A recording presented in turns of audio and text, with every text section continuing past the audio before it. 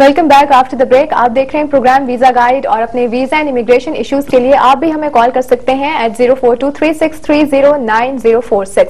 फिलहाल एक कॉल है हमारे साथ, उनसे बात करते हैं। अस्सलाम वालेकुम। जी अस्सलाम वालेकुम। वालेकुम सलाम। कौन बात कर रहे हैं? बिलावल बात कर रहा हूँ गुजरात से। अच्छा, सबसे पहले आप अपने टीवी का वॉल्यूम डाउन करें प्लीज, ताकि हम आपसे बात कर सकें। कर दिया जी, अब आप अपना सवाल बताएं। लाइन ड्रॉप हो गई। वॉल्यूम डाउन करते लाइन ड्रॉप हो गई। अच्छा ठीक है, मेरे ख्याल से अब हम अपनी डिस्कशन की तरफ चलें जो कि स्टार्ट होते होते रह जाती है। हाँ जी, कोई बात नहीं। हम लोग क्राइटेरिया की बात शुरू कर चुके थे पिछले प्रोग्राम में, और उसमें यह था कि अगर आपका सक्सेसफुल बिजनेस बैकग्राउंड है, नंबर एक शर्त। दूसरी शर्त यह है कि अगर आपका टर्नओवर 4 लाख ऑस्ट्रेलियन डॉलर से कम है, अच्छा ठीक है, तो जो कंपनी है उसके अंदर पिछले 4 सालों में से 2 सालों के दौरान उसका टर्नओवर 4 लाख डॉलर से अगर कम है तो आपकी उसमें जो पार्टनरशिप होनी चाहिए या आप में उसका जो शेयर होना चाहिए वो 51% होना चाहिए। अच्छा, 4 लाख ऑस्ट्रेलियन डॉलर से कम के केस में 51% आपका शेयर होना चाहिए। अगर आपका टर्नओवर 4 लाख ऑस्ट्रेलियन डॉलर से ज्यादा है तो उस पोजीशन में आपका 30% शेयर भी काबिल कबूल है। ठीक है। और अगर किसी पब्लिक लिमिटेड कंपनी में आप तो उसमें 10% शेयर भी सही है, वो आपको एलिजिबल बना देता है उस पे।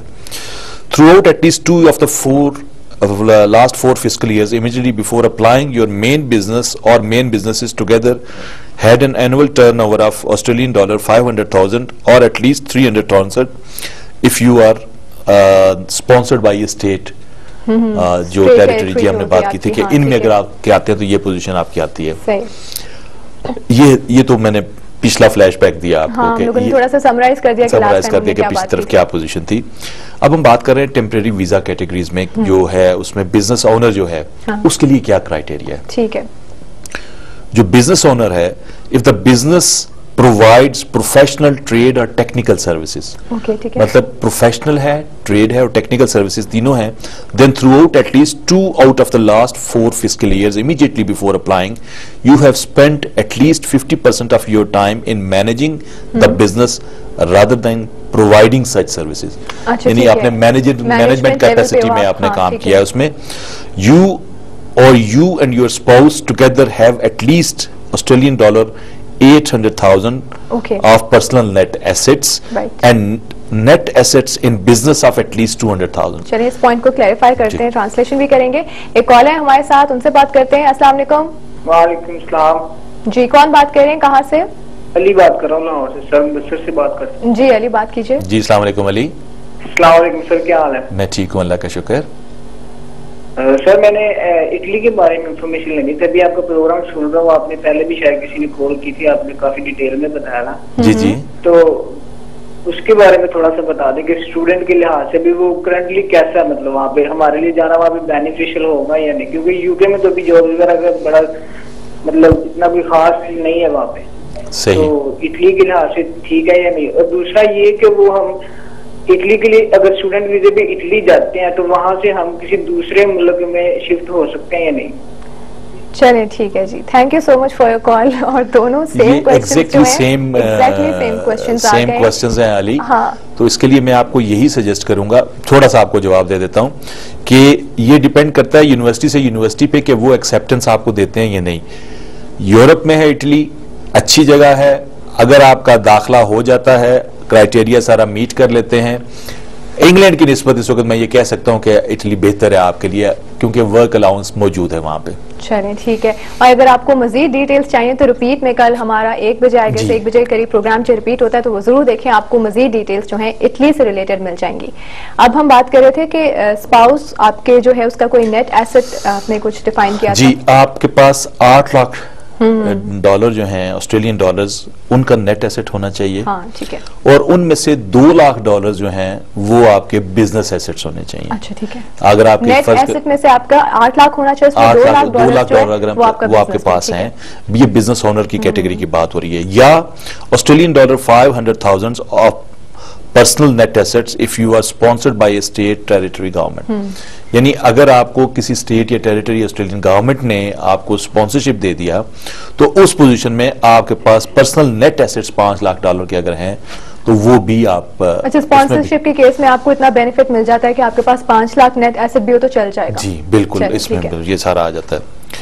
साथ के साथ आपकी उम्र 45 साल होनी चाहिए, ठीक है, या 55 साल से आपकी उम्र नीचे होनी चाहिए अगर आप स्पॉन्सर्ड बाय स्टेट और टेरिटरी गवर्नमेंट है। 45 टू 55 में आपकी एज लिमिट डिफाइन, यानी अगर आप जनरल स्किल की बात, जनरल माइग्रेशन की अगर आप बात करते हैं ना, तो आपकी एज 45 है, ठीक है, ओके। अगर आप 45 में नहीं आ रहे तो फिर आपने ये देखना है कि कौन सी स्टेट या टेरिटरी आपको एक्सेप्ट करती है इसके लिए, उसमें आप एज बैंड 55 में भी हो सकते हैं, ठीक है, लेस देन 55 होना चाहिए। जी बिल्कुल।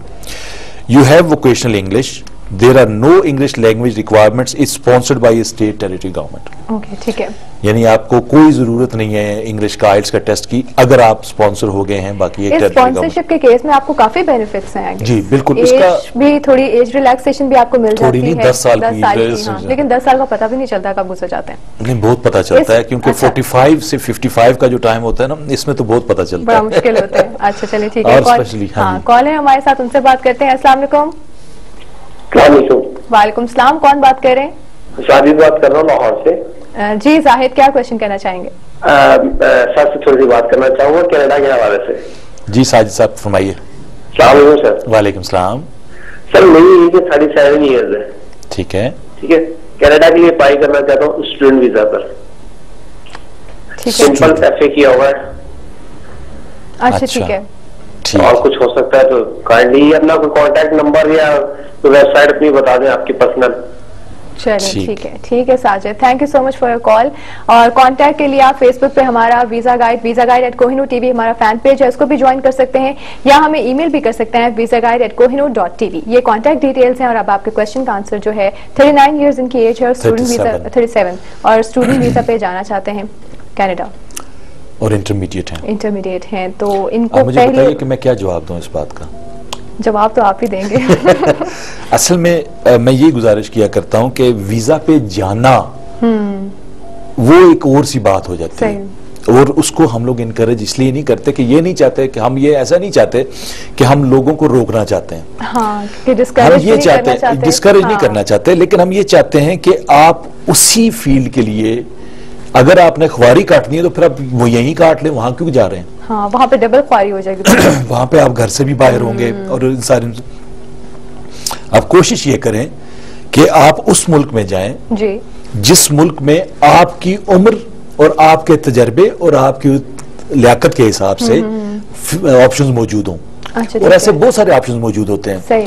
कनाडा में लोग रह के एक्सक्यूज मी, कनाडा में लोग रह रहे हैं और बाज़ औक़ात में ये पोजीशंस है कि जो मेन एप्लीकेंट्स थे उनको कनाडा में जॉब्स ही नहीं मिली, हाँ, और वो दूसरे मुल्कों में रह के और उससे अपने उनको अप्लाई बेसिकली स्पॉन्सर कर रहे हैं, अपनी फैमिलीज को वहां पे कर रहे हैं, ताकि एटलीस्ट उनके जो डॉक्यूमेंटेशन है, जो कार्ड्स, ग्रीन कार्ड्स की तरफ वो जा रहे हैं, वो ताकि हो सके। सो इसकी पोजीशन डिफरेंट हो जाती है। और फिर डेफिनेटली आपने अपनी एज, अपना वो सारा बैकग्राउंड देख के ही आप अपना फेवरेबल कंट्री जो है आप उसके अकॉर्डिंगली चूज कीजिए, ताकि आगे जाके आपको किसी किस्म की प्रॉब्लम फेस ना करनी पड़े। अभी हमें जाना है एक छोटी सी कमर्शियल ब्रेक पे, ब्रेक के बाद वापस आएंगे और आपको ज्वाइन करेंगे in visa guide. Take a break.